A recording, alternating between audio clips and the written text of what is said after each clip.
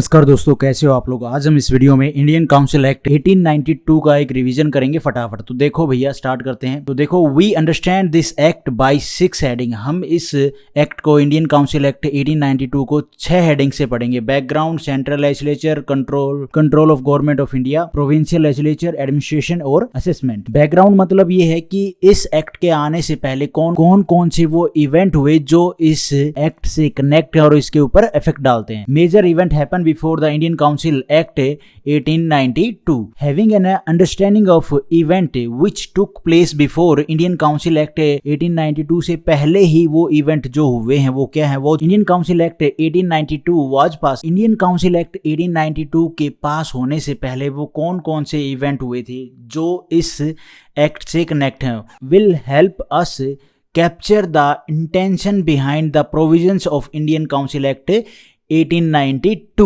वो इवेंट जो हमें समझने में हेल्प करेंगे, इस एक्ट में जो प्रोविजन है उनसे कनेक्ट कर पाएंगे। इन लास्ट वीडियो हमने देखा था इंडियन काउंसिल एक्ट 1861 में क्या we saw central legislature, provincial legislature, lots of changes हुए थे। ये चीज हमने देखी थी, उसकी वीडियो आपको इसी डिस्क्रिप्शन में मिल जाएगी इस वीडियो के, और मॉडर्न हिस्ट्री की प्लेलिस्ट में तो आपको मिल ही जाएगी। और 1885 में आईएनसी फॉर्म की गई, जिसकी वजह से INC provide a common platform to जो इंडियन लीडर थे, जो इंडियन नेशनलिस्ट थे, उनको आईएनसी बनाने के बाद क्या है, उनको एक कॉमन प्लेटफॉर्म मिल गया यहाँ पे अपनी बात को रखने के लिए। All influential and educated people came at one place. इन सब लोगों को एक ही जगह पे इकट्ठा करके एक विचारधारा के साथ आगे बढ़ा जाए। जो भी ब्रिटिश इंडिया कंपनी की पॉलिसी है उनके खिलाफ अगर अपनी आवाज उठानी है तो कोई ना कोई तो प्लेटफॉर्म चाहिए था। ऑल थिंक फॉर कंट्री, जो सारे लोग हैं वो कंट्री के भले के लिए सोच सकें। व्हाट गुड और व्हाट बैड, भाई कंट्री के लिए क्या अच्छा है क्या बुरा है, ये जो ब्रिटिश इंडिया कंपनी की पॉलिसी है ये क्या ठीक है लोगों के लिए या नहीं है। INC said in Indian Council Act 1861 changes were not sufficient. INC ने क्या बोला कि जो इंडियन काउंसिल एक्ट 1861 में जो भी चेंज हुए थे सेंट्रल लेजिस्लेचर में, प्रोविंशियल लेजिस्लेचर में, वो चेंजेस इनफ नहीं है। We demand more changing for legislature present to British authority. हम चाहते हैं कि लेजिस्लेचर में और भी चेंजेस हो जो प्रेजेंट करे ब्रिटिश अथॉरिटी को। और आईएनसी की डिमांड क्या थी, चलो आगे देखते हैं। यहां से हमें एक कनेक्शन मिल गया कि किस सिचुएशन में इंडियन काउंसिल एक्ट 1892 को पास किया गया। मतलब अभी भी Indian National Congress British India company के जो चेंज किए गए थे इंडियन काउंसिल एक्ट 1861 से, उससे सेटिस्फाई नहीं थी, उससे खुश नहीं थी, और वो और भी डिमांड कर रही है लेजिस्लेचर में चेंज करने के लिए। Control of government of India, क्या इसमें कुछ चेंज किए गए थे? देखो, till 1892 Indian government control under secretary of state, जो कहां पे बैठता है, ब्रिटेन में, but with the help of viceroy control Indian administration. लेकिन इंडिया में जो गवर्नर की पोस्ट थी वो वायसराय में कन्वर्ट हो गई थी, गवर्नर जनरल की। तो अब वायसराय ही इंडिया में सारी जो भी पॉलिसीज हैं उनको मेंटेन कर रहे हैं, सारा जो कंट्रोल है अपने अंडर में। जो मेन जो पोस्ट है वो है वायसराय की, जिसके ऊपर बैठ के वो सारा कंट्रोल कर रहे हैं, और जो भी रिपोर्ट है वो ब्रिटेन में जो ये सेक्रेटरी ऑफ स्टेट है इसको भेज रहे हैं। Means no change in control of government of India in this act. मतलब ना ही तो ये वायसराय की पोस्ट में कुछ चेंज किए गए, ना ही सेक्रेटरी ऑफ स्टेट जो ब्रिटेन में बैठा है उसमें कुछ चेंज किए गए, ना ही कोई एडमिनिस्ट्रेशन में ऐसा अलग से पोस्ट बनाएगी कि भाई वो इस तरह से उनको मैनेज किया जाएगा जो भी अफेयर्स हैं ब्रिटिश इंडिया कंपनी के। मतलब जो एडमिनिस्ट्रेशन था वो सेम का सेम है। इसमें 1892 के एक्ट में कोई भी चेंज नहीं किया गया। उसके बाद एडमिनिस्ट्रेशन में क्या चेंज हुआ कुछ देखो। We saw in Indian council act 1861 में हमने देखा कि एग्जीक्यूटिव काउंसिल मेंबर कितने थे, 6 हो गए थे। उनको अलग अलग पोर्टफोलियो दिए गए थे, होम हो गया, मिलिट्री हो गया, लॉ हो गया, रेवेन्यू, फाइनेंस, पब्लिक वर्क, जिसको आज के टाइम में PWD बोला जाता है। ये सारे क्या है, पोर्टफोलियो थे इन 6 मेंबर के। Indian council act 1861 introduce power to issue ordinance. ये हमने देखा था इंडियन काउंसिल एक्ट 1861 में वायसराय को क्या है, पावर दे दी गई थी ऑर्डिनेंस इश्यू करने की। 6 मंथ के लिए उनकी वैलिडिटी थी। आज के टाइम पे भी आप देखते हो ऑर्डिनेंस पास किए जाते हैं, और ये पावर किसके पास थी, वायसराय के पास थी। Did Indian council act 1892 change anything here, क्या इसमें कुछ एडमिनिस्ट्रेशन में चेंज किया गया इन पोर्टफोलियो को? मतलब जो एग्जीक्यूटिव मेंबर इनकी संख्या नहीं, कोई भी नहीं बढ़ाई गई, सेम। ऑर्डिनेंस इश्यू करने में कुछ चेंज लेके आया गया? नहीं, बिल्कुल नो, कोई भी चेंज नहीं हुआ इसमें। जो बातें एडमिनिस्ट्रेशन में 1861 में एक्ट में थी, इंडियन काउंसिल एक्ट में, वही सेम यहाँ पे है।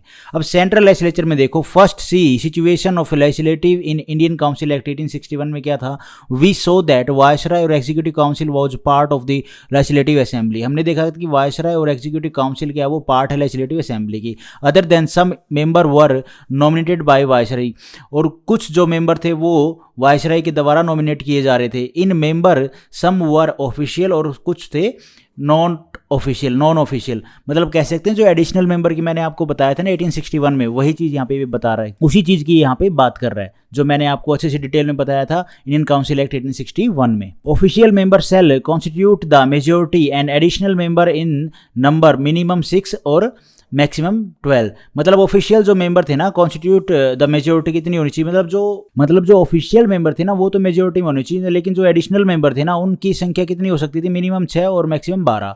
Also Indian allowed in additional member में क्या है, इंडियन अलाउड थे, जो एग्जीक्यूटिव काउंसिल के जो मेंबर थे ना उसमें अलाउड नहीं थे Indians. Additional member have limited power थी इनके पास इन सेंट्रल लेजिस्लेचर में, फाइनेंस रिलेटेड ये टॉपिक पे डिस्कस नहीं कर सकते थे।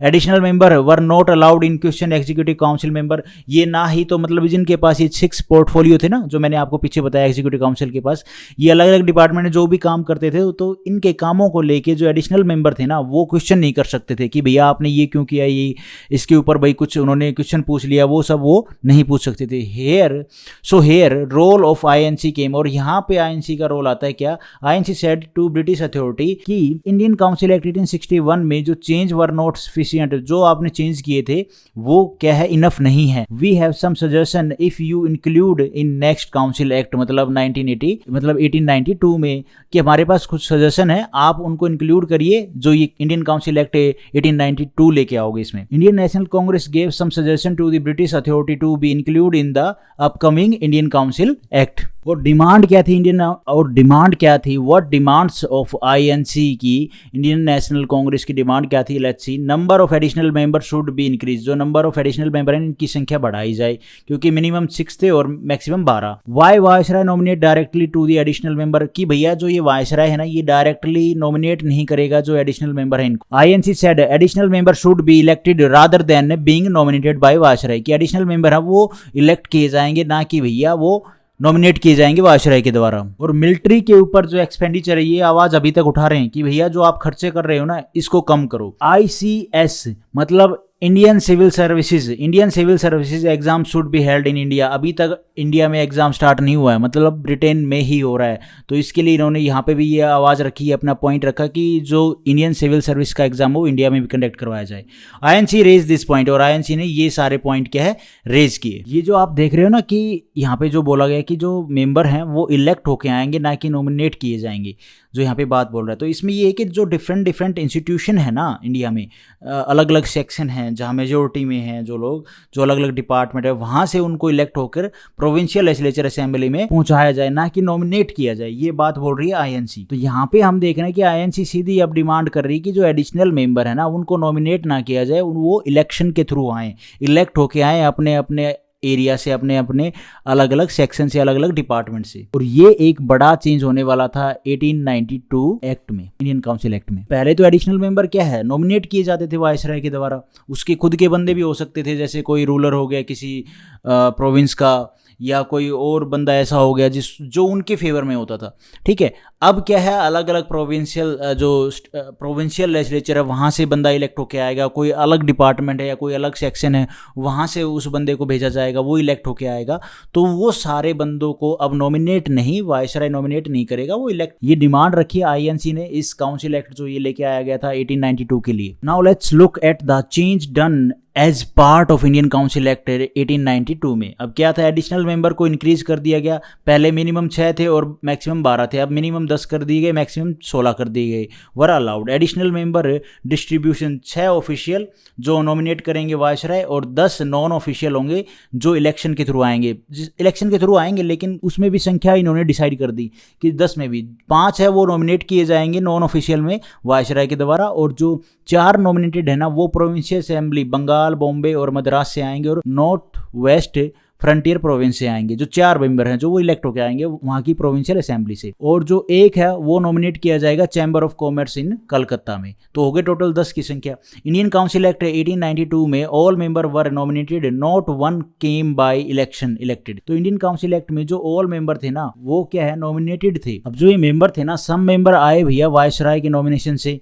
सब मेंबर आए अदर जो इंस्टीट्यूशन से वहां से नॉमिनेट होके इलेक्ट होके, और वायसराय नाउ नॉमिनेट 6 ऑफिशियल को नॉमिनेट करेंगे, 5 नॉन ऑफिशियल को। जो बाकी 5 बच के केम फ्रॉम अदर इंस्टीट्यूशन से, can say nominated by other places, भाई दूसरे जो प्रोविंशियल हैं, प्रोविंशियल लेजिस्लेचर है वहां से ये नॉमिनेट होके आ रहे थे। We can see here majority of non official member, but यहाँ पे मेजोरिटी अभी भी नॉन ऑफिशियल मेंबर की है, लेकिन यहाँ पे भी देखो क्या गड़बड़ है। एग्जीक्यूटिव और ऑफिशियल मेंबर में कितने हो गए, पहले एग्जीक्यूटिव कितने थे 6, और जो ऑफिशियल मेंबर हैं नंबर ऑफ मेंबर की more than non official always. मतलब कैसे, एग्जीक्यूटिव कितने 6 और ऑफिशियल बंदे कितने 6, ठीक है। आज के टाइम में जो मैंने पीछे आपको बताया ना 6 जिसमें ऑफिशियल थे और 10 नॉन ऑफिशियल थे, तो टोटल हो गए ना ये एग्जीक्यूटिव और ऑफिशियल में कितनी संख्या, क्योंकि इसमें क्या है वायसराय के अपने बंदे बैठते थे, इसमें कोई इंडियन अलाउड थे ही नहीं। ऑफिशियल मेंबर में क्या है वायसराय नॉमिनेट करते थे, नॉन ऑफिशियल मेंबर में भाई अलग अलग प्रोविंशियल से भी आ रहे थे बंदे। तो यहाँ पे ऑफिशियल और एग्जीक्यूटिव के कितने हो गए 12, और नॉन ऑफिशियल की संख्या अभी भी कितनी है 10। तो यहाँ पे मेजोरिटी में कौन है, ये वाले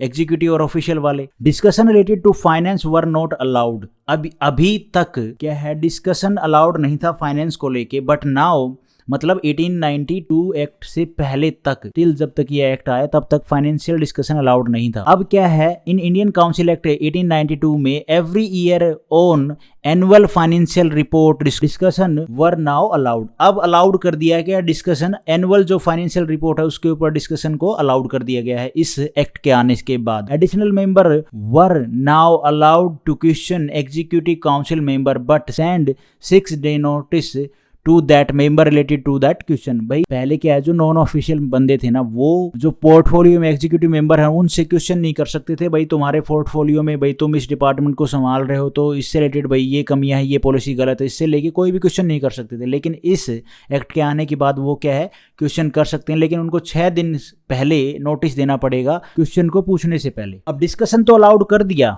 भाई क्वेश्चन भी पूछ सकते हो, लेकिन वोटिंग अलाउड नहीं की थी। Voting on finance bill was not allowed. जो फाइनेंस बिल आएगा उसके ऊपर डिस्कशन तो अलाउड कर दिया गया था इस 1892 एक्ट में, इंडियन काउंसिल एक्ट में, लेकिन क्या है वोटिंग अलाउड नहीं की गई थी। Also supplementary questions were not allowed, counter question.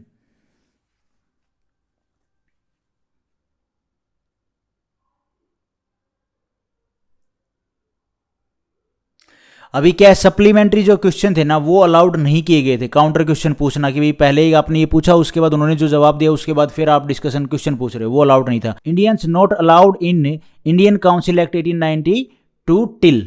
तो इसमें आपने देख लिया सेंट्रल लेजिस्लेचर में क्या चेंज हुआ। बेसिक आइडिया हो गया कि भैया फाइनेंस रिलेटेड डिस्कशन तो स्टार्ट हो गया था, लेकिन क्या है आप उसमें वोटिंग नहीं कर सकते हो, सप्लीमेंट्री क्वेश्चन नहीं पूछ सकते हो। एडिशनल मेंबर की संख्या बढ़ा दी गई, पहले वो मिनिमम कितनी थी 6 और मैक्सिमम 12, अब वो कितनी हो गई थी मिनिमम 10 और मैक्सिमम 16। उसके बाद है प्रोविंशियल लेजिस्लेचर में क्या चेंज हुए, देखो भैया एडिशनल मेंबर वर इंक्रीज, हमने देख लिया ऊपर, ठीक है। इलेक्शन इलेक्ट कैसे होके आते थे, कुछ यूनिवर्सिटीज से, कुछ डायरेक्ट बोर्ड से, कुछ डिस्ट्रिक्ट बोर्ड से, कुछ म्यूनसिपालिटीज से, जमींदार से, ठीक है, चैम्बर ऑफ कॉमर्स से, यहाँ से ये क्या है एडिशनल मेंबर इलेक्ट होके आ रहे थे। Principle of representation was initiated through this act. भाई रिप्रेजेंटेशन क्या है, अलग अलग डिपार्टमेंट से जो बंदे इलेक्ट होके आ रहे हैं वो अपने अपने डिपार्टमेंट अपने अपने सेक्शन को ही तो रिप्रेजेंट करेंगे ना, और किसको करेंगे।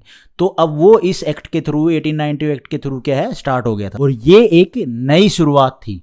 ये पहली बार हो रहा था 1892 एक्ट के थ्रू ही। अब असेसमेंट देख लेते हैं कि भैया इस एक्ट का इंपैक्ट क्या हुआ, क्या है। देखो number of Indians were increase in central and provincial legislature में जो संख्या थी एडिशनल मेंबर की वो बढ़ा दी गई थी। मतलब क्या इंडियन की जो संख्या है वो बढ़ा दी गई थी सेंट्रल और प्रोविंशियल लेजिस्लेचर में। This act it was first step toward representative form of government. मतलब क्या है जो बंदे हैं जो इलेक्ट होके आ रहे हैं अलग अलग सेक्शन से, अलग अलग डिपार्टमेंट से, तो वो क्या रिप्रेजेंट कर रहे हैं ना अपने अपने एरिया को, अपने अपने प्रोविंस को।